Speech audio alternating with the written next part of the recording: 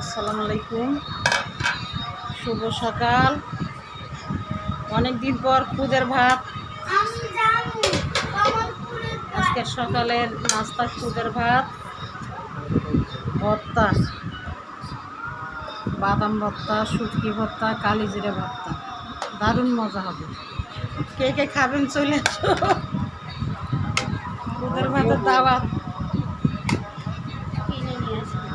খুদের ভাতের সবার দাওয়াত রইল।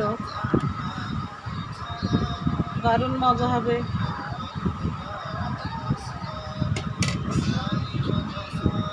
তো আমার জন্য